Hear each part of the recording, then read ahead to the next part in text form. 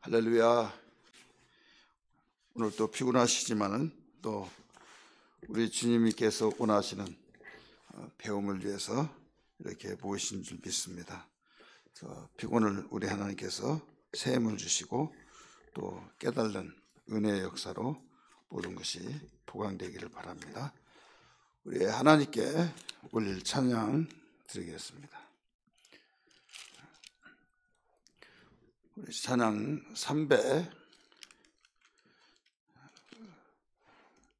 351장 부르겠습니다. 우리는 그 십자가의 군사가 됩니다. 주님의 군사인데 싸워서 이기려면 알아야죠. 총을 쏘는 방법도 알고 또 전략에 대해서 알고 모든 걸 알아야 하는데 알지 못하고는 싸울 수가 없어요. 오늘 가사를 생각하면서 부르겠습니다. 믿는 사람들은 주의 군사니 앞서가신 주를 따라갑시다. 우리 대장 예수 길을 들고서 접전하는 곳에 가신 것 보라. 믿는 사람들은 그의 군사니 앞서 가신 주를 따라갑시다. 연수막이 모두 쫓겨가기는 예수 이름 듣고 겁이 납니다. 우리 찬송 듣고 지옥 떨리니 형제들아 주를 찬송합시다. 3절 세상 나라들은 멸망당하나 예수 교회 영영 왕성하리라. 마귀 권세 감히 해치 못함은 주가 모든 교회 지키심이라. 믿는 사람들은 주의 군사니 앞서 가신 주를 따라갑시다. 백성들아 와서 함께 모여서 우리 모두 함께 개가 부르세.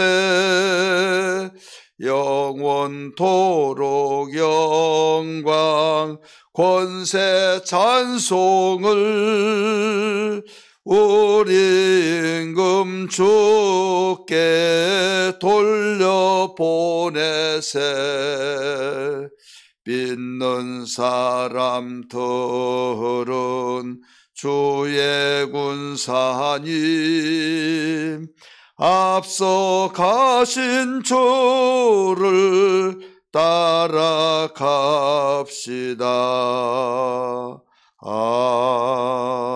아멘. 우리 함께 기도하겠습니다.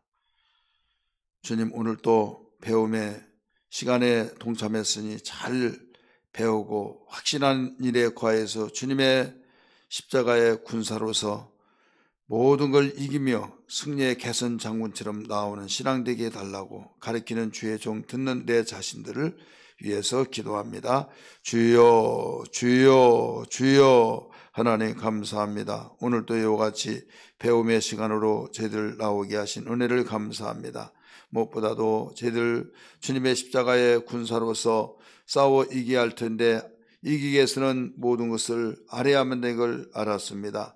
주님 그래서 가르쳐 분부한 모든 걸 지키게 하라고 하신 것처럼 주님 저희들 배우는 시간에 동참해 싸우니 말씀을 잘 듣고 깨닫게 하시고 가르치는 주의 종 또 듣는 우리의 자신들이 하나님 사모하는 심령 속에 깨달은 지혜의 성령께서 함께 하시고 사모하는 주의 성령이 역사하여 주시고 또 우리에게 결단한 마음과 실천에 놀라운 능력 있는 삶이 되게 하여 주시고 이 시간 주의 성령께서 함께 하셔서 피곤치 않도록 주께서 도우시고 유익하고 복된 시간 되게 하여 주옵소서. 감사드리며 예수님 이름 받들어 간절히 기도하옵나이다. 아멘.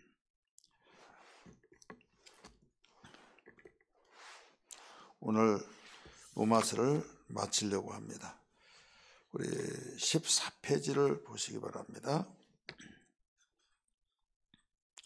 14페이지 우리 지난 시간 교훈까지 했습니다. 교훈까지 했는데 지금 이렇게 한 주를 지나다 보니까 이 흐름을 또 잊어버릴 수가 있어요. 그래서 9페이지를 보세요. 개관을 우리 봅니다. 개관을 보고 흐름을 우리가 잊어버리지 않고 연결을 쉽게 하겠죠. 우리 개관 보면 초점란에 보면 맨 끝에 의의 실천이 나옵니다. 의의 실천. 이 의의 실천은 우리 구성란에 보면 우리 결론이에요. 결론은 모든 걸 가리키고 하나님의 기대를 소개하고 있죠. 하나님의 기대가 뭐냐 이것을 이야기하고 있는데 하나님의 기대는 사랑이다 이걸 가르쳐 줬어요. 그러면서 이 사랑을 실천해야 된다. 이게 의의 실천이다. 그리고 이 실천이 뭐냐, 어떤 의의 실천은 뭐냐, 이건 복음으로 사는 삶이다. 복음으로 사는 삶이 바로 우리가 정말 세상에서는 이해할 수 없지만은 하나님이 원하시는 이게 바로 의의 실천이고 의의 실천이 하나님을 사랑하는 것이다. 또 사랑을 받는 사람은 하나님의 사랑을 또 받게 된 거죠. 그래서 이 사랑을 우리가 거저받았으니 거저주라 이런 내용으로 우리 하나님의 기대 속의 결론을 우리 비춰보려고 합니다. 이 결론은 15장부터 우리 16장까지 이루어지죠.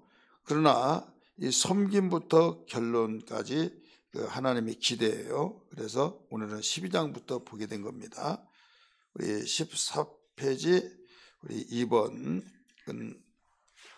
13페이지를 한번 넘겨보세요. 13페이지 보면 의의 실천 나오죠.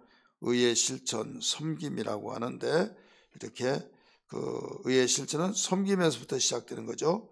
1번에서 우리가 예배를 우리 드려야 된다. 산 제물로 드려야 된다. 이런 말씀을 우리에게 일러주고 있어요. 2번 오늘 2번입니다. 2번 같이 한번 읽겠습니다.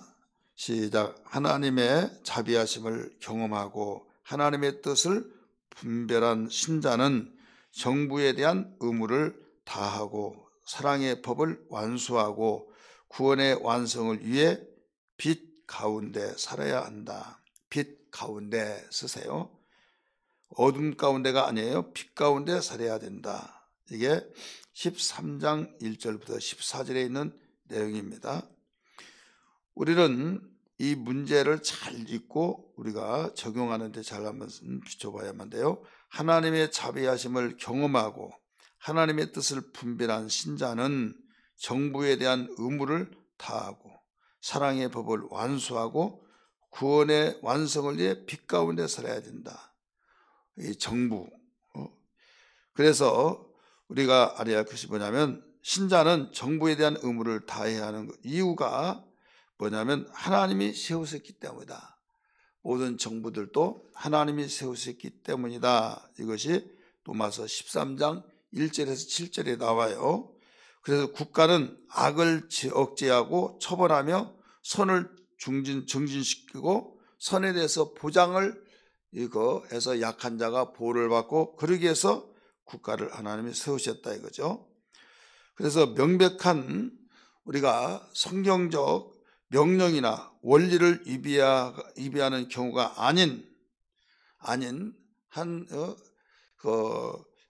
아닌다고 한다면 신자는 다스리는 권세에 순종해야 된다 이거죠. 그러니까 하나님의 말씀을 저버리고 성경적으로 위배되지 아니한 이상 우리가 거기에 순종하고 거기에 따라야 된다 이 말씀이에요. 그러면 여기에서 하나님의 법을 위배했을 때는 어떻게 되냐? 하나님의 법을 위배했을 때 이때는 따라해야 안 따라요? 따라서는 안 된다 이 말이에요. 무조건 그 뜻을 생각하지 못하고 그 앞에 13장 1절에서 3절에 그 말씀만 보면 너희들은 세상에 우리 성경 한번 보겠습니다. 로마서 13장 현실 문제에서 우리들이 적용시켜 나가야 하기 때문이겠죠. 13장 1절 같이 읽습니다. 각 사람은 위에 있는 권세들에게 복종하라. 권세는 하나님으로부터 나지 않음이 없나니 모든 권세는 다 하나님께서 정하신 바라. 그러므로 권세를 거스린 자는 하나님의 명을 거스림이니 거스린 자는 심판을 자취하리라. 다스리는 자들은 선한 일에 대하여 두려움이 되지 않고 악한 일에 대하여 되나니 네가 권세를 두려워하지 아니하려느냐? 손을 향하라. 그리하면 그에게 칭찬을 받으리라. 이렇게 나오죠. 그리고 하나님이 세우셨다. 그러니까 너는 거기에서 권세자들에게 순복하라 이거예요. 그러면 하나님이 세우셨기 때문에 순종해야 하는데 순종하자면 하나님을 순종하지 않은 것이나 똑같아요. 하나님을 거역한 것과 똑같다 이거죠. 그래서 하나님의 세우신 권세자는 반드시 그 앞에 순종해야 된다. 자, 여기에서 그렇게 하다 보니까 오늘날 우리 현실에서 이 민주정치에서 국민이 뽑았잖아요. 뽑았는데 제비 뽑는 것도 하나님께서 정하신 것이다 이렇게 말했어요. 그런데 이 하나님이 정하셨는데 어떤 대통령이 선출돼서 이제 그 권세 자리에 앉았어요. 그러면 그가 말한 걸 다 순종해야 된다 이거죠. 근데 이걸 반대하면 하나님 거역한 것이다 이런 논리가 되잖아요. 그러면 우리가 그걸 반드시 순종해야 하는데 성경 하나님이 세우셨다. 그럼 하나님이 세우셨다고 한 것은 하나님이 악한 자요, 선한 자요? 선한 자죠. 선한 자이기 때문에 하나님이 세운 자는 선한 일을 해야 하네요. 선한 일을 해야죠. 그래서 공의와 진리가 강같이 흘러가게 그럼 해야 된다 이거죠. 근데 악을 행하고 사리사욕을 챙기고 또 어떤 섬기고 사랑으로 섬기고 그렇지 않냐고 악을 세운다고 한다면 이것은 하나님이 세운 자가 아니다 이거죠. 불법으로 세워진 자들도 세상에는 있다 이거예요. 그렇기 때문에 우리는 하나님이 세운 자라고 하는 것을 분별하고 분별하지 않은 것은 뭐냐? 그가 하나님의 명령, 하나님이 선하신 그 선을 추구하고 정진시키고 정부를 세운 목적, 권세자를 세우는 목적은 바로 그런 것들을 위해서 하나님의 사자로 세워주셨다 이거죠. 그런데 하나님이 일을 하지 않고 오히려 더 악을 행하고 이렇게 한다면 하나님의 세운 자가 아니다. 그러면 결론적으로 하나님의 세운 자가 아니기 때문에 순종할 이유가 있냐? 없다 이거예요. 그런데 1절에서 3절만 생각하면서 권세는 하나님께 나지 않은 것이 없다. 다 하나님께서 세우셨기 때문이다 하면서 순종해야 된다 하다가 보니까 이래도 흥 저래도 하고 하다 보면 우리가 정말 그게 그리스도인의 자세인가 이것도 생각할 때 이 노마서는 노마서를 기록할 당시에 노마에 몇만 명이 살았냐면 100만 명이 살았습니다. 100만 명. 그 가운데 50%는 다 종인데 그 종이 종으로서 있고 종에서 자유함을 얻어서 자유인이 있고 이렇게 돼요. 그런 가운데 모두 그들을 통치하면서 통치를 막 폭력을 행하면서 폭정하는 사람들도 있고, 정말 민주적으로 잘 다스려서 모든 백성들을 편하게 하면서 하나님이 원하시는 이런 자들도 있다 이거죠. 그러면 이 당시에 이스라엘 백성들이 나라가 망해서 흩어지고 뜨시고 주인이 몇 번씩 바뀌고 해서 결국은 여기에서 노마의 땅에서 살게 되고, 노마가 모든 땅을 침략했을 때 노마의 땅에 속하는 영역에서 영역지에서 생활했다 이거죠. 그렇기 때문에 너희들은 권세자들에게 순복하라 이 말을 하게 된 거예요. 그럴 때 성경적으로 하나님에 대해서 도전적인 거나 하나님에 대해서 이 말씀을 저버리게 하는 이런 일들은 순종할 수 없다 이거죠. 그래서 이 포괄적 성차별 금지법을 통과시키려고 하는 것도 우리는 이래서는 안 된다 이것을 말하는 거예요. 어떤 불의를 향하고 공정한 법으로 통치를 해야 되는데 그렇지 아니한다고 한다면 이것은 기독교인들이 여기에서 기도하고 우리는 함께 외치고 이렇게 해서 하나님의 사자다운 사자가 되어야 하는데, 하나님의 사자가 아니면은 여기서 충돌이 일어날 수밖에 없죠. 그런데 무조건 우리는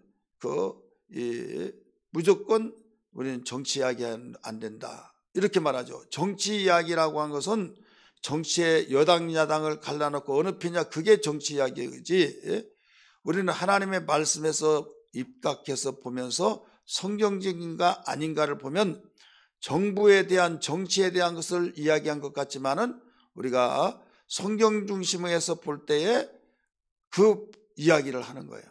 그런데 이걸 알지 못한 사람, 분별하지 못한 사람은 정치 이야기했다 이렇게 생각하는데 거기에 미혹받아서는 아니 됩니다. 그러므로 우리는 분명히 이 성경에 노마서에서 잘 가르쳐 주고 있습니다. 그 다음에 4절 보세요. 거기에 뭐라고 나오냐면 4절 그가 누구예요? 권세자, 하나님의 사역자가 되어, 여기에 개역성의 사자가 되어, 이게 사자, 하나님이 보내신 자 이 말이에요. 하나님의 보내신 자가 되어 네게 선을 베푸는 자니라. 하나님이 세우신 권세자는 선을 베풀어서 너를 유익하게 하는 자다 이거예요. 그러니까 순종하라는 거예요. 그러나 네가 악을 행하거든 두려워하라. 그가 공연히 칼을 갈지 아니하였으니. 악을 행하지 않은데 공연히 칼을 가냐? 아니다. 악을 행했으니까 칼을 간다 이거죠. 곧 하나님의 사자가 되어 사역자가 되어 악을 행하는 자에게 진노하심을 따라 보응하는 자니라. 하나님께서도 악을 행하는 자 보응하잖아요. 그러니까 하나님의 사자가 되는 거죠. 근데 악을 행하지 않았는데 바로 그렇게 했다. 근데 문제가 뭐냐면 있어서는 아니 될 불법의 법이, 이건 악법을 통과시켜서 악법을 만들려고 하면 이게 하나님의 법이, 하나님의 뜻이 아니에요. 그래서 이래서는 안 된다. 그러면 정치에 대해서 또 참여했다고 이야기하는데, 정치 참여한 것이 아니라 우리는 하나님의 소리를 내는 거예요. 하나님의 소리. 포괄적 성차별 운동하는 거, 차별금지법을 해서는 안 된다 소리 내는 건 정치 이야기가 아니라니까요. 이것은 하나님의 소리를 내는 것이, 하나님의 자녀가 하나님의 소리를 내야죠. 그래서 이런 부분에서 혼란스럽지 않냐고 정리를 잘 해야 될 줄 믿습니다. 분명히 하나님의 세우신 자는 하나님의 사자가 되어서 하나님의 선을 위해서 통치해서 백성들을, 국민들을 오직 선한 길로 선도한다 이거예요. 그런 일에서 너희가 순종하지 않으면 하나님이 세우신 자에 대해서 도전이다 이거죠. 그러면서 너희가 어찌 그런 통치 속에서 처벌하고 그런 이유가 있지 않느냐. 악을 행하니까 그렇지 않느냐 이거죠. 그렇기 때문에 이 통치자를 위해서 우리는 항상 기도할 때 뭐냐면 하나님의 사자가 되게 해달라고, 하나님을 두려워하고 하나님 앞에 굴복하고 하나님의 사자가 되어서 통치게 해달라고, 죄의 종이 되고 마귀의 종이 되어서 마귀의 사자가 되어서 해서는 안 된다 이거죠. 그러면 결국은 믿음의 선한 싸움을 싸울 수밖에 없다. 우리는 어떤 정치적인 싸움이 아니라 영적인 싸움, 그걸로 인해서 신앙생활을 할 수가 없잖아요.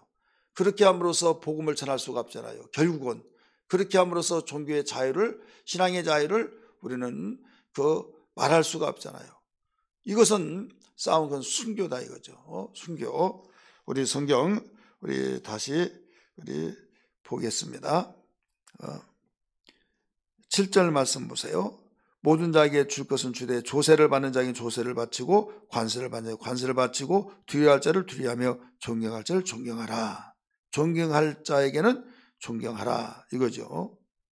존경할 자를. 그러면 존경하지 못할 자는 존경하지 말라는 거죠. 왜? 폭정하는 사람에게도 존경하냐, 두려워하느냐? 하나님을 두려워하고 우리는 여기에서 처신을 해야 된다. 이것을 일러주고 있는 겁니다. 세 번째 보겠습니다. 우리 같이 읽습니다. 시작. 하나님의 자비하심을 경험하고 하나님의 뜻을 분별한 신자는 의의 기준, 의의 것, 즉 비본질적인 문제들에 대하여 자유롭고 하나님의 나라의 가치를 우선순위로 삼고 주 예수 그리스도의 본을 따르는 것이다. 본 쓰세요. 본받아. 본. 14장 1절에서 15장 13절까지예요. 여기서 우리에게 우리 성경은 옆에다 펴놓으시기 바랍니다. 여기는 무엇을 가리키고 있냐면 비본질적인 것이 뭐냐면 성경에는 그때 명백하게 문서화가 되듯이 이렇게 나와야 하는데 그러지 아니한 일들이 있어요. 이렇게 하면 이 말 같고 저 말하면 저 말 같고 누가 이 말을 말하면 그 말이 맞는 것 같고 저렇게 말하면 저렇게 말이 맞는 것 같다 이거죠. 그래서 비본질적이라는 것은 우리가 본질은 기독교의 본질은 뭐예요? 구원이죠. 구원이고 생명이죠. 이 생명에 관한 것이 아닌데 거기에 대해서 왈가불가하지 말라는 거죠. 가령 먹는 것 가지고 음식 이건 먹으면 어때? 그러면서 시장에서 사서 먹었어. 그 바로 먹어야 잘 알고 제사 음식인가 아닌가? 나는 그걸 모르는데 내가 제사 음식이라고 사는데 그냥 만들어서 가지고 온 줄 알아. 지금은 이거 먹으면 완전 부정탄다고 막 그렇게 해서 찝찝해가지고 맞아 아니야. 그 때문에 왈가불가하고 싸우고 있다 이거죠. 그건 비본질적이다 이거죠. 우리 성경 14절 보세요. 1절 믿음이 연약한 자를 너희가 받되 그의 의견을 비판하지 말라. 어떤 사람 모든 것을 먹을 만한 믿음이 있고 믿음이 연약한 자는 채소만 먹느니라. 먹는 자는 먹지 않은 자를 업신여기지 말고 먹지 않은 자는 먹는 자를 비판하지 말라. 이는 하나님이 그를 받으셨습니다 하면서 이런 일들은 비본질적이다 이거예요. 그래서 먹는 일로 인하여서 이러쿵저러쿵 하면 시간 낭비, 괜히 비판하고 하나님만이 정죄하고 하나님만이 판단하신 분인데 우리가 판단해서 옳고 그르고 해서는 안 된다 이거예요. 또 하나는 날에 대해서 안식일, 주일 여기에 대해서 신랄하게 비판하고 그래서 정죄하고 이래서 안 된다. 그러면서 여기서 가르쳐주고 있죠. 5절 말씀 보세요. 어떤 사람은 이 날을 저 날보다 낮게 여기고 어떤 사람은 모든 날을 같게 여기나니 각각 자기 마음으로 확정할지니라 이렇게 나왔어요. 예, 당신은 안식일에 대한 것이 우선이었잖아요. 근데 예수님이 오셔서 부활하시고 난 뒤에 그 부활한 날을 기억하여 하면서 지킨 것이 주일이에요. 그래서 주의 날이라 이 말이잖아요. 예수님도 안식일 지켰다 해서 비판하면서 주일 지킨 건 태양신 성긴 날이라고 이단들이 그렇게 말하고 있어요. 예수님도 안식일 지켰다. 그러면 예수님이 부활하신 날을 기억하면서 지킨 제자들을 중심해서 주의 날을 지켜서 지금까지 왔는데 그렇게 하다 보니까 처음에는 별 볼 일 없는 것 같은데 가면 갈수록 전도가 되고 복음이 증거되어서 예수 앞에 돌아온 사람은 다 주일을 지키네요.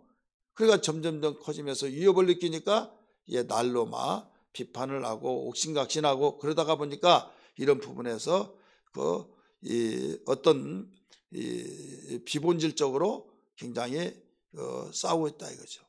안식일 지킨다고 해서 지옥 가고 또 주일 지킨다고 천국 가고, 주일 지키지 안식일 안 지키면 지옥 가고, 주일 지키면 천국 가냐, 막 이런 식으로 비판하고 옥신각신하지 말아야지. 너희 마음에 확정한 일로 정하라 이렇게 말하죠. 그러나 분명한 것은 바울은 자기의 위치에 자기의 입장을 밝혔어요. 이날은 전날보다 낫다 하면서 이날은 주일은 안식일보다 낫다. 그런데 너희가 도무지 나는 성경이 이렇게 안식일을 기억하여 그렇게 지키라고 했으니까 나는 이거 지키겠다. 그럼 지키라는 거죠. 나는 주님이 부활하신 날을 기억하게 지킨다. 그럼 지키라는 거예요. 너희 마음에 확정한 일로 하라 이거예요. 그러나 우리는 기독교에 소속되어서 기독교 모든 주님이 기억한 날을 지킴으로써 주일은 안식일의 완성입니다. 그래서 바울도 그것을 율법주의자, 안식일을 옹호하는 자지만은 자기는 그 입장에서 분명히 첫 번째는 마음에 확정하라 해놓고, 여기에 6절 말씀 보세요. 6절 말씀. 나를 중히 여긴 자도 주를 위해서 중히 여기고 먹는 자도 주를 위해서 먹으니 이는 하나님께 감사하여 먹지 아니하며 하나님께 감사하느니라 하면서 8절 보세요. 우리가 살아도 주를 위해서 살고 죽어도 주를 위해서 죽나니 그러므로 사나 죽으나 우리가 주의 것이로다 하면서 이날은 전날보다 낫다고 나오는데요. 5절이네요. 어떤 사람은 이날은 전날보다 낫게 여기고 이렇게 나오죠. 바울이 그랬습니다. 이날은 전날보다 낫다 하면서 자기는 주일이 옳다 이것을 가르쳐 주고 있습니다. 여러분 자세히 여러분 스스로 한번 찾아보시기 바랍니다. 시간이 없으니까요. 이와 같이 날에 대해서 비판하지 말아라. 이것은 다 비본질적이다. 이런 것들을 가르쳐 주고 있어요. 먹는 일, 또 이런 날들을 해서 우리에게 본질적인 것은 복음이다. 생명에 관한 것이다. 이런 부분을 가리키고 있습니다. 그 다음에 우리 교훈을 한번 볼까요? 자유로움 같이 읽습니다. 시작. 자유로움을 실천하는 것이 사랑을 넘어서는 안 된다. 자유를 누리되 자유를 즐길 수 있는 사람 앞에서 누리라. 하나님 나라의 가치가 개인의 선호보다 더 중요하다. 자유를 누리되 자유를 즐길 수 있는 사람 앞에 누리라 이거죠. 즐길 수 없는 사람 앞에 누리면 이게 문제가 되죠. 죄를 즐기는 사람 앞에 복음을 즐기면 이게 엇박자가 돼요. 그러면 오히려 비난받고 하나가 될 수가 없어요. 복음 안에서 자유를 누리는 사람은 진리 안에서 자유를 누리는 사람. 그래서 우리에게 더 우리의 복음의 뜨거움으로 우리는 의에 이르게 된 것을 알 수가 있습니다. 신자의 삶의 목표는 반드시 자신을 기쁘게 하는 것이 아니라 그리스도를 본받아서 주신 것과 같이 서로를 받아들이면서 여기에서 그리스도 본을 따르면서 다른 사람의 선을 행하는 것이 우리의 신자의 삶의 목표입니다. 그래서 나만을 위해서 사는 것이 아니다.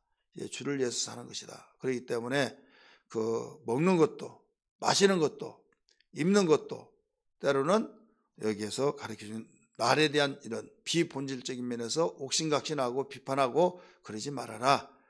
오직 그들의 삶을 복음으로 인도하기 위해서는 우리는 그들을 존중하되 강배 옷 젖듯이 지혜스럽게 인도를 해야 된다. 이것을 일러주고 있는 거예요. 사람은 인격적인 존재입니다. 그렇기 때문에 상대방을 비판하고 감정을 산악해 놓고 이게 맞아 하면 맞다 할지라도 오기라는 것 있잖아요. 오기라도 안 한다 이거죠. 내가 죽더라도 안 한다 이런 말을 하잖아요. 왜냐하면 인격적인 존재이기 때문에. 그래서 바울은 뭐라고 했는가 하면 로마서 15장에 보면 너희 강한 자는 약한 자의 약점을 담당하라 이렇게 나와요. 우리 몇 장 넘기면 한 장만 넘기면 되니까 15장 1절 보세요. 같이 읽습니다. 시작. 믿음이 강한 우리는 마땅히 믿음이 약한 자의 약점을 담당하고 자기를 기쁘게 하지 말아야 할 것이니라. 아멘. 어떤 사람 믿음이 강한 사람이 있고 약한 사람이 있잖아요. 교회 안에서도. 그러면 강한 사람이 이게 뭐냐고, 몇 년 동안 다니는데 이게 뭐냐고 막 이런 식으로 나무라고 그러면 무안하고 속상하죠. 그 말이 틀린 말은 아니에요. 나보다 몇십 년을 더 다니면서 이게 뭐냐고 막 하면 할 말은 없죠. 할 말이 없으면 도전받고 뉘우치면서 회개하고 회복되면 좋은데, 그게 아니라 여기에서 네가 그래 잘한가 보자, 얼마나 내 끝까지 나간가 보자, 나도 옛날에 그런 말 들었다 막 하면서 꽁해져 버린다 이거죠. 그러면 결국 유익하게 해서 바로 서라고 말해줬지만은 결국은 오히려 엇박자를 낸다 이거죠. 그렇기 때문에 그 비본질적인 것은 모든 것을 파묻어 놓고 사랑으로 섬기다 보면 스스로 여기에서 도전을 받고, 여기에서 우리는 본을 보이면서 나타내 주는 거죠. 본을 보이면서 내가 섬기고 그러면 여기에서 피곤치 않냐고, 아니 너무 기쁘다고 하면서 내 입장만 우리 이야기하면서 약한 자의 약점을 들춰내지 말고 강한 자가 그들의 약점을 담당하라는 거죠. 약한 자가 못한 부분을 강한 자가 하라는 거죠. 그럼 인간이라고 한다면 신앙을 떠나서도 미안해서도 하는 거 있잖아요. 처음에는 어떻게 한가 보자 하다가도 나중에 그 사랑에 감동을 받고 녹아져서 이제 자발적인 면에서 따라오게 된다, 이런 말씀이에요. 본을 보이라는 거죠. 이제 결론 부분을 보겠습니다. 결론 부분. 우리 결론 같이 한번 읽을까요? 시작. 바울은 모든 교훈을 끝내고 개개인 일과 인사로 서로 서신서를 끝낸다. 노마스를 끝내는 거죠. 15장 14절에서 16장 27절 우리 개관에서도 결론 부분이 나오죠. 1번 사도 바울의 현재 사역과 미래의 계획이 나오죠. 우리 사도 바울의 현재 사역과 미래의 계획, 이건 뭐냐면 이 바울은 이방인들에게 복음을 전하라는 사명을 순종해서 교회 건축자로서의 역할을 충분히 충성스럽게 했어요. 그런데 이 교회 일꾼으로서 로마 교회와 예루살렘 교회의 필요를 채우려고 하는데 이걸 아끼지 않았다 이거죠. 거기에서 기도를 하고 최우선적인 삶을 항상 가장 좋은 것을 우리 여기에 복음밖에 없기 때문에 복음으로 모든 계획을 세워나가면서 원대한 꿈을 가지게 되죠. 두 번째, 그러기 위해서 네트워크를 거해서 움직여지고 있죠. 그물망처럼 연결해서 나 혼자만 하는 것이 아니라. 2번 사도 바울의 네트워크 쓰세요. 네트워크. 이 네트워크 어떻게 하느냐, 그의 친구들에 대한 개인적인 인사를 하죠. 여기에 16장 1절부터 24절까지 보면은 바울은 자신의 친구 26명, 친구 26명을 소개를 하고 있어요. 21개의 호칭을 언급하고 있어요. 26명의 친구들에 대해서 호칭을, 그 21개의 호칭을 언급했는데, 예를 들어서 남자, 여자, 노예, 자유인, 유대인, 이방인, 부유한 자, 칭찬 듣는 자 등 이런 사람들이 나와요. 그런데 그리고 9명의 여자의 이름이 또 나옵니다. 이렇게 이야기를 할 이유가 뭐가 있느냐, 우리가 나 혼자 복음을 전하는 것이 아니라 이들과 함께 동역자가 돼서 복음을 전하고 있다는 것을 보여주고 있는 거예요. 그러니까 하나님의 일은 나 혼자 하는 것이 아니라 함께 하는 겁니다. 여러분, 집 한 채를 지어질 때 그냥 어떤 돌이 굉장히 중요하죠. 기초를 놓고 얼마나 중요합니까? 돌만 있다고 지는 거 아니에요. 또 기둥이 있으니까 얼마나 중요합니까? 기둥만 있다고 지는 거 아니에요. 이 건축할 때 건물 하나 완성되는 데는요, 여러분이 보여진 것만 해도 엄청나게 많잖아요. 외장재, 내장재, 바닥재, 천장재, 또 창호, 문틀 있잖아요. 현관문 굉장히 많잖아요. 또 땅속에는 매설되어지는 그 토목공사에서 이런 저런 걸 다 합쳐서 종합적으로 그 만들어 놓으신 건축이에요. 그래서 건축은 종합예술입니다. 그 중에 하나라도 빠지면 안 되는 거예요. 다른 거 다 해놓고 창문이 없어 보세요. 여름에는 뜨거운 바람 그쪽 오죠. 모기 다 날파리도 다 들어오죠. 겨울에는 추워서 못 살아요. 다른 거 다 했는데. 그래서 그 교회 성도들은 모두 다 하나의 지체로서 합력하여서는 이루어진 거죠.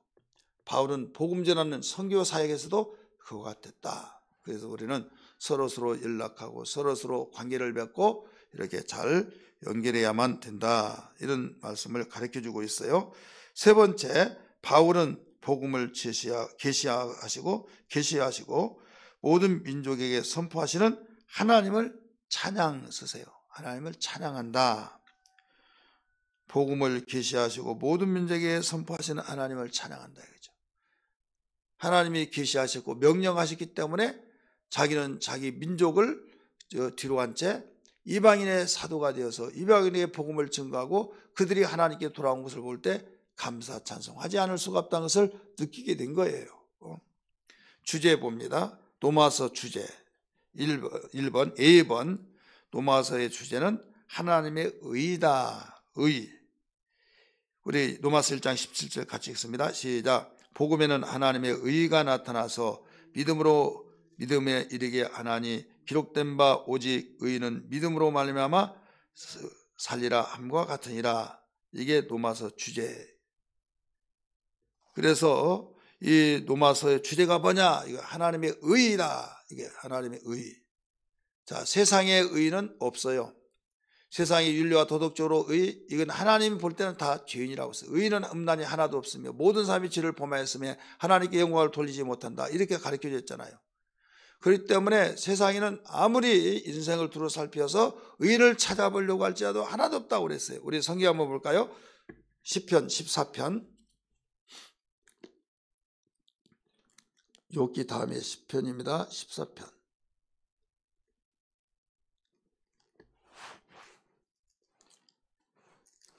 1절부터 봅니다.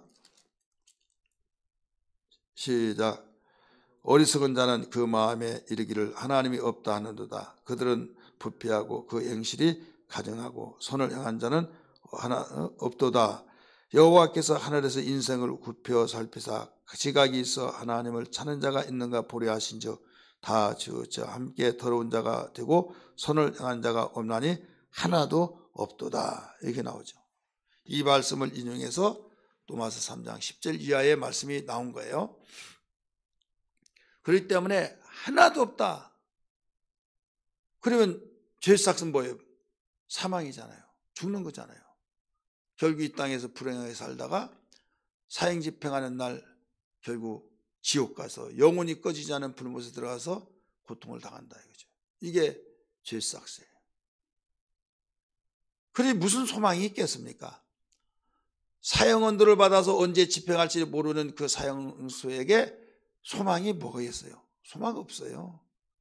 영치금을 줘서 많이 먹게 하는다고 해서 소망입니까? 그 순간의 기쁨은 있겠지만은 일시적인 잠깐 동안 우리 세상에 먹고 입고 마시고 쓰고 내가 재산을 모으고 너무 기쁘죠. 그러나 영원히 기뻐야 하는데 내가 정말 옛날에 어떻게 살았는데 그걸 생각하면 평생 감사하고 살아야 하는데 그것도 잠시 공허하고 더 욕심 많고 그래서 결국 돈을 그렇게 많이 모아두고 자살하잖아요. 이건 뭐냐면 행복하지 못하다는 거예요. 왜 행복하지 못하냐? 사형수에게 행복이 없듯이 똑같은 거예요. 하나님 앞에 정죄를 받았어요. 의인은 없나니 하나도 없다라고. 그런데 노마서에서는 하나님의 의를 강조하고 있죠. 이게 주제다 이거죠. 주제. 그래 하나님의 의가 뭐냐? 하나님의 의는 예수 그리스도예요. 여러분이 노마서 강의를 통해서도 수없이 들어서 아시겠지만 노마서 3장 21절 보면 하나님의 의가 나타났나니 하면서 율법과 모세와 율법과 선자들이 증거하는 것이라 이렇게 나와요.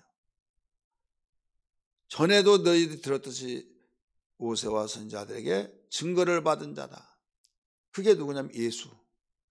근데 하나님의 의를 마음속에 믿는 하나님의 의로 말미암아 예수로 말미암아 너희도 의롭다함을 얻었다. 22절 그렇게 나오죠.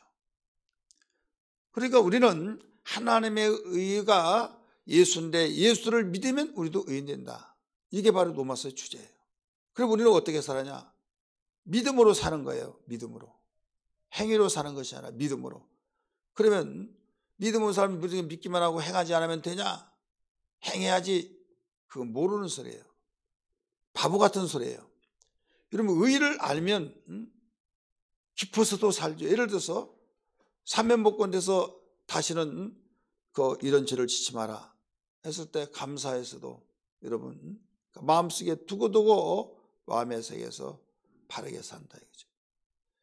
그래서 예수 믿기 전에 내가 살기 위해서 옳은 일을 행했다고 한다면 우리는 살았기 때문에 살려주셨기 때문에 감사해서 의를 행하고 선을 행하고 사는 거예요. 본질이 다릅니다. 본질이. 살기 위해서 행하느냐 살았기 때문에 행하느냐. 그래서 율법을 지키는 것은 살기 위해서 지키는 거예요. 그러다가 한 가지라도 범하면 그 한 가지 범한 죄로 너는 죄인이다 해서 사형 언도가 내려진 거죠. 근데 복음을 믿는 자는 살았기 때문에 의롭다함으로 살았잖아요. 살았기 때문에 여기에서 감사해서 하나님의 뜻대로 사는 거예요. 말씀대로 사는 거예요. 진리대로 사는 거예요. 진리는 거룩이잖아요. 그렇기 때문에 이 본질이 다르다는 것을 기억하면 본질은 보이지 않아요. 질은 안 보이잖아요. 그래서 사람들은 누가 뭐라고 하든 들어가든 간에 보여지는 것만 지치죠. 기사에 나오기를 우리 문재인 대통령께서는 굉장히 홍보를 중요히 여긴다. 이렇게 나왔어요. 홍보를 굉장히 중요히 여긴다. 고민정이가 저기도 홍보가 중요하다고 말씀하셨습니다. 이렇게 말하고 있어요. 그래 홍보로 모든 것을 치장을 하는 거죠. 그래서 평택인가 가가지고 서민 아파트 저기 하면서 좋다고 막 하는. 근데 나중에 막 비난을 받았죠. 막 대서특필하면서 방송 언론에서 때린 것이 뭐냐면 누군가 그 사람이 기획을 했는데 대통령께서 여기 오시니까 이렇게 하라 해서 5억 얼마인가를 해서 한번 보고 말하기 위해서 좋다고 한 것을 말하기 위해서 최고 인테리어를 했다 이거죠. 다른 사람 다 똑같이 해준 것이라 보여주는 그것만 그렇게 했다. 홍보가 중요하다고 한 거예요. 여러분 우리는 세상을 살면서 홍보가 중요해서 해야 하는 그런 심정으로 우리가 선을 향한 것이 아니라 하나님 중심 보시잖아요. 하나님이 원하시니까 기뻐하시니까 더 나아가서 내가 기쁘니까 하나님이 원하신 뜻을 행하는 거죠. 본질이 다르다 이거예요. 본질이. 이해되시면 아멘 하십시다. 우리 두 번째 로마서의 주제는 뭐냐? 하나님의 의는 예수 그리스도를 믿는 자에게 주어진다. 이게 주제 두 번째예요. 하나님의 의는 예수 그리스도를 믿는 자에게 주어진다. 그래서 로마서에는 의라는 단어가 몇 번 나오냐? 35번이 나옵니다. 35번. 이렇게 사용되어지고 있는데 바울은 내적, 외적으로 하나님의 법에 일치되는 정의를 하고 있어요. 하나님의 법에. 이 율법은 지켜야 의롭다함을, 율법은 행해야 의롭다함을 얻는다 그랬어요. 법적으로 그렇게 나왔어요. 율법에는. 근데 행하지 못하니까 문제가 생긴 거예요. 그런데 복음은 어떻게 의가 되냐? 법적으로 믿음의 법원이라 법이다 이거죠.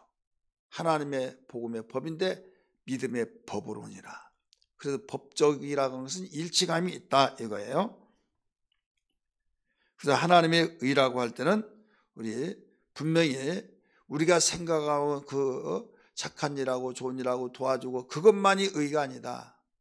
하나님의 의는 하나님이 세상에 어떤 누구도 의가 없는 아들 예수 그리스도가 바로 의다. 그래서 그를 믿는 자가 의이고, 두 번째는 이제 그의 의에 대해서 하나님이 기뻐하신 대로 행하는 것이 의다, 이거예요. 우리는 윤리와 도덕적인 면에서 행하는 거, 하나님의 의도 모르고 그렇게 행하면 의다, 이렇게 아니라 하나님의 의를 알고, 이게 하나님의 예수 그리스도, 두 번째는 예수 그리스도를 믿음으로 말미암은 믿는 자들, 이게 의다. 그 다음에 믿는 자들이 하나님의 뜻을 알고 실천하는 행위, 이게 또 의다. 이렇게 두 가지로 가르쳐주고 있어요. 세 번째 로마서의 주제, 하나님의 의는 하나님이 우리에게 주시는 선물로 하나님 보시기에 우리를 의롭다 하신 것이다. 하나님이 우리에게 주신 가장 큰 선물이 뭐냐? 예수를 믿으면 의롭다 함을 우리에게 주셨다. 이게 가장 큰 선물이다, 이거죠. 이것을 로마서에서는 주제를 달았어요. 그러면 주제를 다루면 그 단어들이 많이 나올까요, 안 나올까요? 굉장히 많이 나오죠. 우리 3장, 4장은 의롭다함을 얻었다는 것이 얼마나 많이 나오는지 몰라요. 여러분이 꼭 한번 나름대로 체크를 한번 해보세요. 정말 많이 나왔구나. 도배를 했다 할 정도로 많이 나온 거예요. 목적. 로마서를 쓰게 된 목적이 뭐냐? 첫 번째, 로마 교회 방문을 준비하기 위해서 썼다.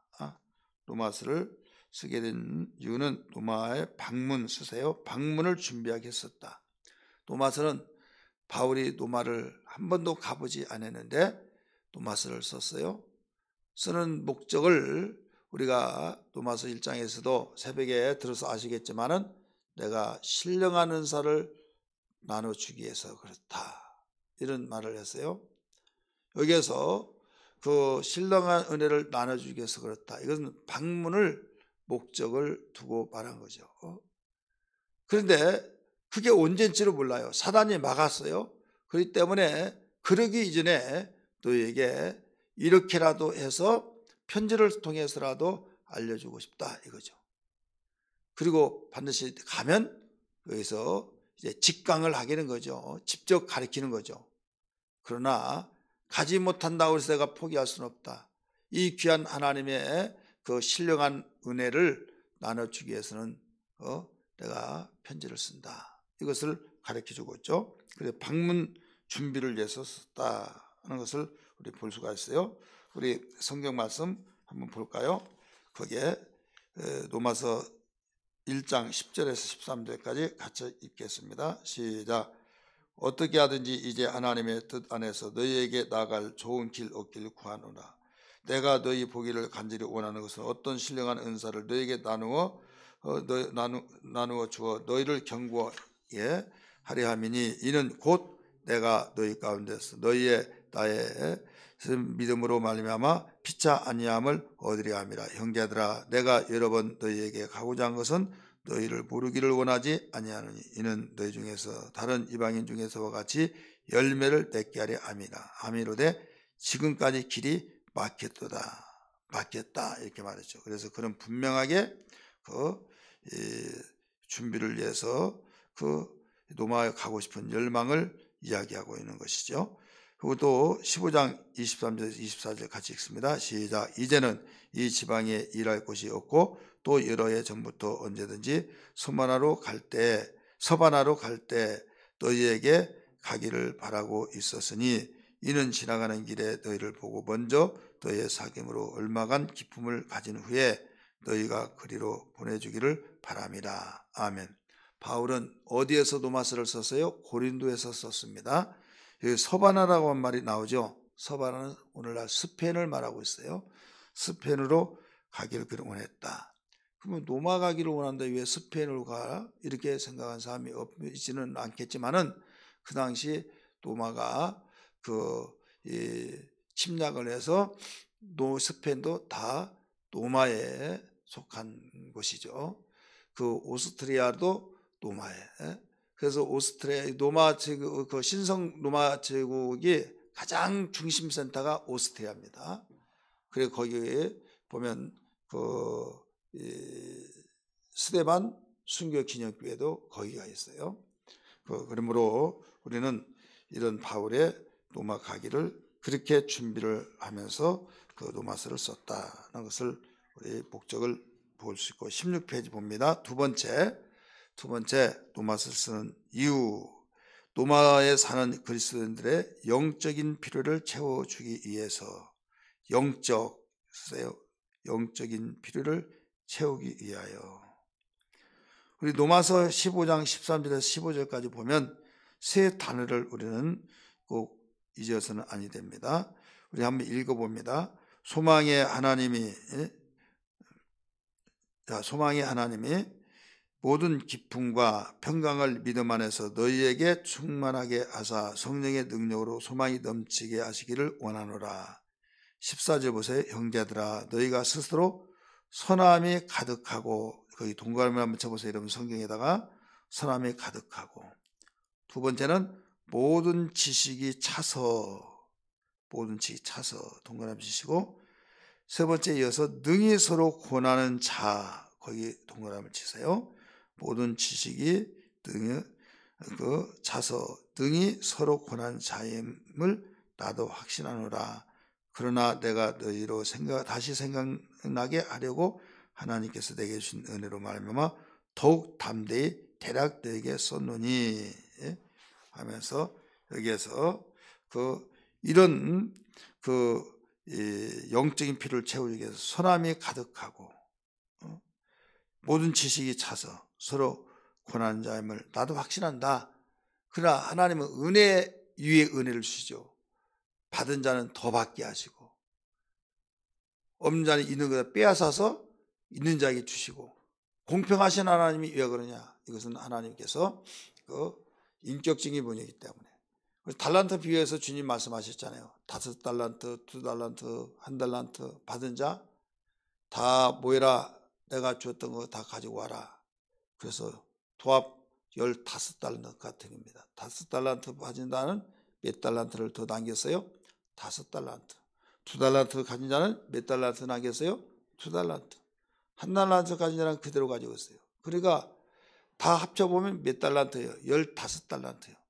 공평하다고 한다면 여기에서 5달란트씩 다시 주면서 다시 시작하라 했어야 하잖아요. 그렇지 않았어요. 하나님께서는 1달란트 빼앗은 자면, 1달란트 가지고 있는 자를 빼앗으면서 악하고 기른 종아 꾸짖고 책망했어요.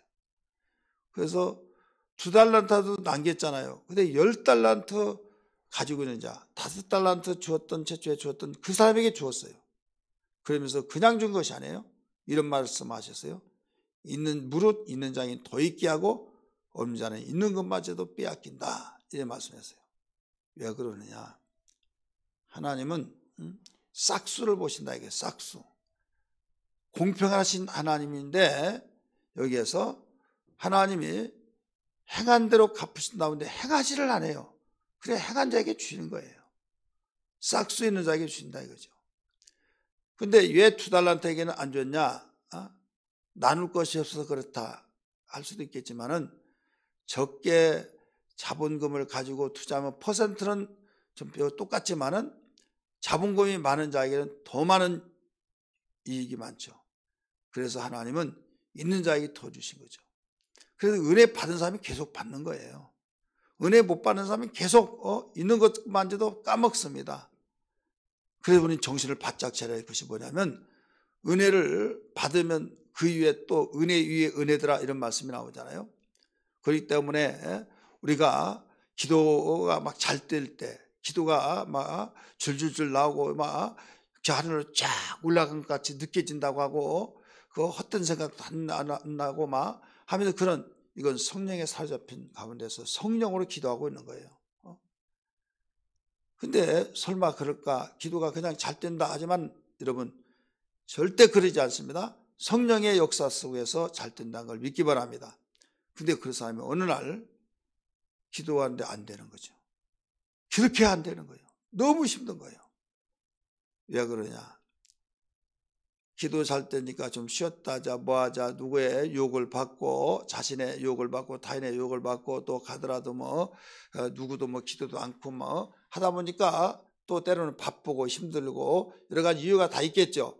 기도가 느슨해지더니 그때부터는 서서히 마음이 식어지면서 설교도 안 들어오고 모든 것이 지체가 되기 때문에 집이 기둥이 삐뚤어지면 그때부터 금이 나가기 시작하고 모든 것이 어떤 문제가 드러나듯이 기도가 약하면 거기에서 말씀도 들려오지 않고 또 말씀이 없으니까 답답하고 또 답답하니까 다른 데 기웃거려서 세상 것으로 채우려고 하고 그러다 보니까 세상이 자주 들락거리고 교회는 등한시되어지고 그러다 보니까 교회는 손님처럼 왔다 가고 세상은 즐거운 나의 어떤 일터처럼 다니고 그러면서 세상 사람이 되는 거예요. 그러면서 기도하라 그러면 기도해보면 옛날처럼 잘 될 줄 알았는데 안 되는 거예요. 이것이 오늘날 현주소다 이거죠. 그래서 우리에는 있는 것을 빼앗겨서는 안 된다 이거죠. 우리는 있을 때 더 기도에 불을 붙이고 은혜 받을 때 여기서 긴장감을 늦추지 말고 항상 근신하면서 계속적으로 은혜 받는데 사모하고 열망하고 그러면서 영적인 것은 아무리 채우더라도 풍성하지만은 채우더라도 차고 넘치더라도 여러분 거기에 그 낭비가 아니라 그 충만함이 어디로 나타나느냐? 가정을 섬기는 데 나타나고 이웃을 섬기는 데 나타나고 교회를 섬기는 데 나타나고 여러분 우리가 하나님의 영광을 위해서 쓰여진 데 나타난다는 걸 믿기 바랍니다. 그래서 술 취하지 말라 이런 방탕한 것이니 오직 성령의 충만을 받으라 이렇게 가르쳐주고 있죠. 이렇게 하다 보니까 설교 같네요. 여러분 오늘 우리는 여기에서 반드시 알아야 할 것은 여기에 영적인 것을 채우기 위해서 노마스를 썼다. 그래서 그들에게 세 가지를 가르쳤잖아요. 선함이 가득함과 모든 지식이 차서 능히 서로 원하는 자임을 나도 확신한다. 그런데 그 위에 그런 마음을 가지고 있는 자에게 조금만 더 살짝 터치만 해주면 스펀지에 물 스며들듯이 얼마나 충만한 은혜를 더 많이 받게 되냐 이거예요. 그래서 있는 자에게 더 주고 싶은 거죠. 10번 봅니다. 세 번째 노마스를 기록한 목적, 노마 교인들을 신학적으로 가르치기 위해 신학적 쓰세요. 신학적으로 가르쳐주기 위해서 기록했다. 이렇게 보여주고 있죠. 이 바울은 은혜로 말미암아 유대인이나 이방인을 의롭게 하시고 성화시키고 영화롭게 하시는 하나님의 주권적인 하나님을 노마 성도에게 가르치기를 원했어요. 그래서 이 용어 단어 자체들이 모두 다 신학적인 용어들이 굉장히 많아요. 그래서 신학 서신이다 이렇게 말을 하기도 합니다. 노마서를 신학적 서신이다. 그래서 이 노마서는 그가 기록한 서신 중에서 가장 길어요. 16장까지 있잖아요. 가장 긴데 노마서는 유대인이나 헬라인을 위한 실제적인 삶을 터치해 준 것뿐만 아니라 믿음으로 말미암은 구원의 총체적인 것, 구원에 대한 것을 전반적으로 다 안내하고 있다 이거죠. 그래서 신학적인 이 가르침이다 이거예요. 구원을 일단 받아야 뭐 선한 일도 하고 그렇죠. 태어나야만 사람이 되고 자라는 것이지 태어나지도 않고 잘할 수는 없잖아요. 사람들도 할 수는 없잖아요. 그와 같이 일단 구원적인 총체적인 근본을 바탕으로 해서 이제 되어진대. 근데 구원은 어떻게 받느냐? 이것을 먼저 이야기하고 있죠. 의롭다함을 얻어야 된다. 어떻게 의롭다함을 얻느냐? 의로우신 주님으로 말미암아 믿을 때 되어진다. 이게 바로 이 노마서의 핵심 우리 성구이면서도 주제죠. 그래서 신학적인 면을 이렇게 가르쳐주고 있다. 우리 8번째 핵심 구절과 핵심 장. 핵심 구절은 뭐냐? 노마서 1장 16절 17절 또 노마서 3장 21절 23절 노마서 12장 1절 2절입니다. 여기서 각각 다른 것이 뭐냐면 이 노마서 핵심 구절이 3가지예요. 3구절이에요. 방금 말씀드렸던 것처럼 여러분 교재에서 나타난 것처럼 노마서 1장 16절 17절은 그 하나님의 의가 나타났다. 그래서 의는 믿음으로 말미암아 살아야 된다. 이런 핵심 구절이에요. 그래서 로마서 3장 21절에서 23절은 의롭다함을 얻었다 이거예요. 하나님 모든 사람은 죄인이지만은 하나님의 영광을 돌리지 못했다. 그런데 의롭다함을 얻어서 이제는 하나님께 영광을 돌린다. 어떻게 된 거냐 이거예요. 이것은 모두 믿음의 법으로 된다 이겁니다. 그래서 이 하나님의 의가 나타나서 우리가 죄인되었던 영광을 돌리지 못했던 그 부분을 영광을 돌리게 됐다 이런 부분이에요. 로마서 12장 1절 2절이 거기에 핵심 그 구절 장이 된 이유는 뭐냐? 어떤 내용이 핵심이냐? 이제 의롭다함을 얻고 하나님의 자녀가 되어서 거룩한 신분이 되어서 예수 믿어서 어떻게 살아야 하느냐 이거죠. 그 하나님이 원하시고 기뻐하시고 정말 영광 돌리는 삶을 계속적으로 누리면서 살아야 하려고 하면 반드시 예배에 성공시켜야 된다. 예배를 성공시켜서 계속 성장해야 하는데 성장하려고 해도 미혹한 자가 있다. 이 세상이 이 세대가 계속 미혹한다. 다시 말해서 이 세상 문화, 문명, 정말 살기 좋은 세상, 재미 많은 세상 거기에 빠져서 너희들이 그 하나님의 은혜로 의롭다함을 얻어서 하나님의 자녀가 된 그 놀라운 은혜를 다 망가지게 하지 말아라. 예배를 계속 성공시켜서 예배에 성공시켜 너희들은 승리자가 되어야 된다.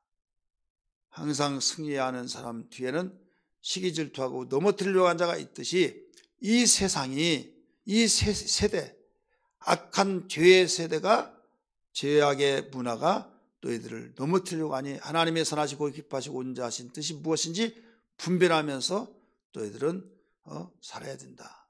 이 분별도 은혜 받아야 된다. 곧 너희들은 예배를 성공시켜서 분별이 되어질 것이다. 이것을 일러주고 있는 겁니다. 이게 로마서의 핵심 구절과 장이에요. 이제 로마서 핵심 장 로마서 8장과 12장입니다.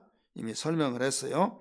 특별히 8장은 우리에게 그 로마서에서 자유 해방이라는 것을 가르쳐 주고 있죠. 율법에서 이제 율법의 법에서 그 은혜의 법으로 해방이 된 거죠. 로마서 8장에서 가장 핵심적인 그 해방. 그런 적 누구든지 그리스도 예수 안에 자는 결코 정잠이 없나니 생명의 성령의 법이 죄와 사망에서 너희를 해방했느니라 이게 나오죠. 그래서 예수 그리스도의 복음의 신자를 위한 새로운 삶의 방식을 얼마든지 가능하게 된다. 전에는 이래서 안 되고 저래서 안 되고 나는 안 돼. 타고나면서부터 그래. 이러면 새로운 피조물이잖아요. 왜 안 됩니까? 새로운 피조물이니까. 우리는 의식을 깨트려 버려요. 왜? 죄의 종이 아니잖아요. 이제 의의 종이잖아요. 옛날은 내가 죄의 종에서 매여서 내 몸이 아니니까 안 됐어요. 이제는 우리는 의의 종 주님은 우리에게 행복하게 살라고 했어요. 하나님 자녀가 하나님이 원하시고 하나님이 자녀가 행복하게 사는 게 얼마나 기뻐요. 그래 밀어주고 이끌어주는 거예요. 얼마나 할 수 있잖아요. 내가 보던 걸 붙잡아 일으켜 주시고 밀어주시고 돌봐주시고. 우리나라 축구가 그 올림픽 전에는요 유럽 축구에 이길 수가 없었어요. 게임이 안 되는 거예요. 왜? 결론을 내렸어요. 왜 안 되냐? 신장 때문에 안 된다. 아무리 빨리 달리더라도 키가 작아가지고 키 큰 유럽인들을 따라잡을 수가 없다. 그래서 번번이 진다.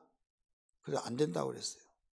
그래서 모든 저기는 아예 유럽 축구에게 덤벼들 수 없는 그냥 아시아권만 이제 그래서 담을 쌓고 살았어요. 근데 히든크라고 하는 감독이 와서 그걸 깨트려 버렸죠. 왜 깨트렸습니까? 강해야 된다 막 하면서 훈련을 계속 시키고 당시에 여러분 기억하시는 분 있겠지만은 어떻게 하느냐 계속 막 훈련만 시키고 번번이 지고 막 그러니까 갈아치워야 된다 막 그랬어요. 지금까지 올림픽 얼마 남지도 않았는데 그 월드컵이죠. 얼마 남지도 않았는데 어떻게 하려고 하냐 갈아치워야 된다 막 얼마나 나를 믿으라. 계속 막 운동만 시킨 거지 막. 근육 운동시키면서 결국 4강까지 갔잖아요. 2강까지 막 가다가 거기에서 4강으로 멈췄는데 그때부터 야 우리 된다 의식을 깨트려 버린 거예요. 죄의 의식이라고 하는 건 나는 내 태성이 그래, 나는 본성이 그래, 이래서 안 돼. 거기에 완전히 잠겨져 버렸다 이거죠. 새로운 피조물이라. 새로운 피조물은 뭐냐? 새로 났다 이거죠. 누구에게 났냐? 하나님께로부터 났다. 그럼 하나님 못하신 거 뭐가 있어요? 의식을 깨뜨려서 우리는 얼마든지 할 수 있다 이거죠. 이게 해방된 자예요. 전에는 이래서 안 돼서 내가 하고 싶은데 못하게 해서 못해요. 그렇잖아요.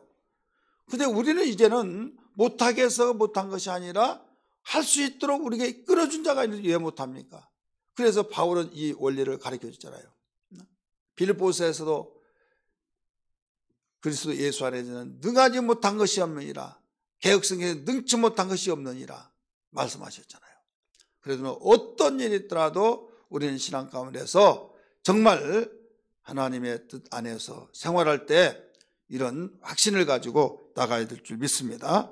우리 로마서 아까 말씀드렸던 것처럼 우리 어떤 가운데서도 우리 이런 생각을 가지고 이겨내야 될 줄 믿습니다. 우리 한번 같이 읽을까요? 시작. 하나님의 자비하심으로 경험하는 신자는 먼저 하나님의 뜻을 분별하며 하나님께 전적으로 헌신하며 세상의 가르침과 가치관에 대해서 지속적으로 저항하며 자신에 대하여 올바른 평가를 내리며 성도를 사랑으로 섬기고 악을 행하고 박해하는 자에게 또 악을 악으로 갚지 않고 선을 베푸는 삶을 살아야 된다.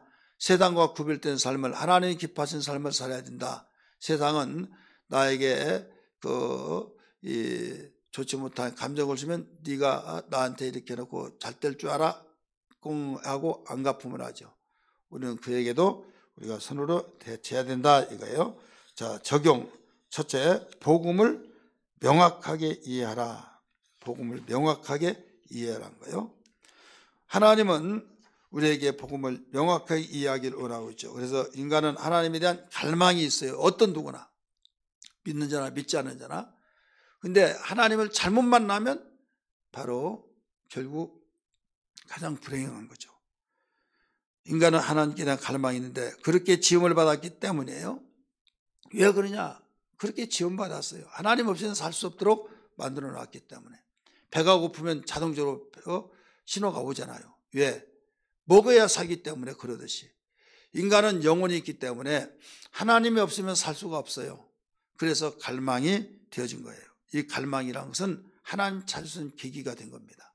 여러분 공허하고 허전하고 아무리 먹고 입고 마시고 쓰고 또 돌아다니더라도 만족이 채워지지 않은 것은 빨리 정신 차리고 어떻게 해요? 하나님께 가까이 하고 내 영혼이 지금 갈급하고 있구나 이걸 생각하고 하나님께 무릎 꿇어요. 그런데 하나님께서 나오기를 원하신데 꺼리하고 하나님과 멀어지면 그런 영혼이 비극이고 비극을 향해서 달려가고 있는 겁니다. 그것은 죄가 가로막히기 때문이다.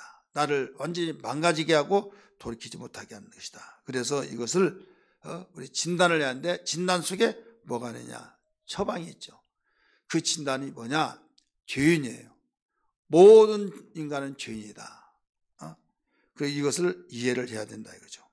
하나님을 이해하는데 첫째로 우리 여기에서 하나님을 우리는 이해하는데 복음을 이해하는데 몇 가지가 있어요?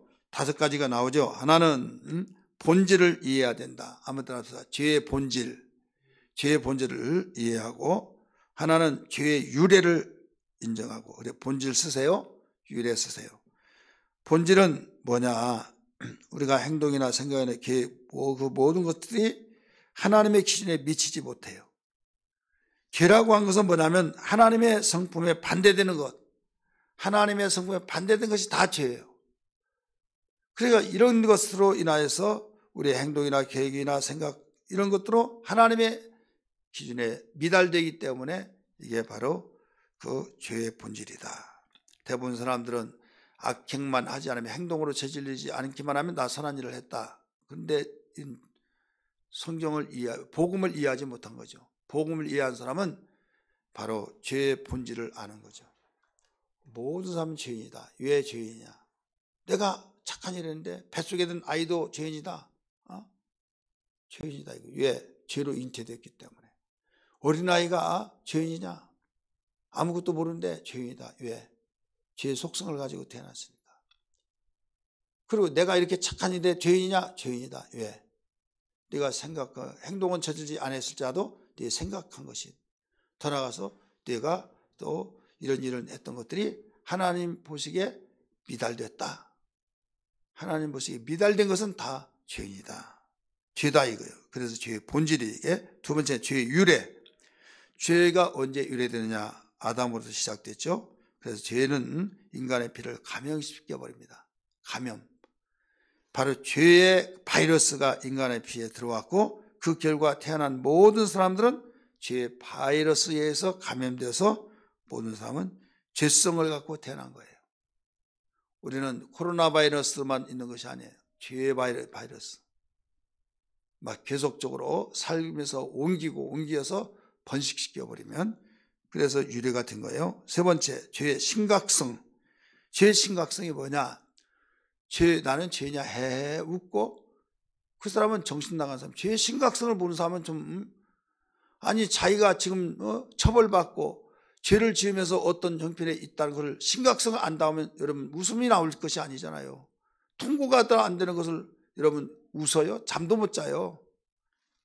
근데 오늘날 많은 사람이 죄의 심각성을 모르니까 회개가 안 되고 죄의 심각성을 모르니까 결국은 계속적으로 우리가 바보 같은 삶을 살고 있는 거예요. 심각성이 뭐냐? 죄는 인간의 모든 부분을 파괴시킵니다.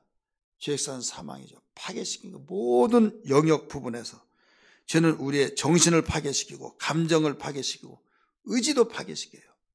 정신이 바로 박힌데 죄가 들어가면 해롱해롱하고 분별하지 못하고 의지도 이렇게 하겠다는 것이 하고 싶은 마음도 없고 또 지성 정말 그렇게 지성 있는 사람이 바보스럽게 멍텅구리가 된다 이죠. 의사결정하는데도 분별력이 없어요. 또 말도 옛날엔 공손하게 참 신사적으로 그 지성인처럼 말했는데 말이 거칠고 말이 완전히 사악해지는 말을 많이 한다 이거죠. 행동도 마찬가지고 존재 이런 부분들을 모두 죄의 바이러스가 감염시켜서 바로 우리를 망가지게 만들 파괴시키고 있다 이거죠. 그래서 우리의 삶의 어느 한 부분도 죄의 영향을 받지 않는 부분은 없습니다. 모두 받습니다.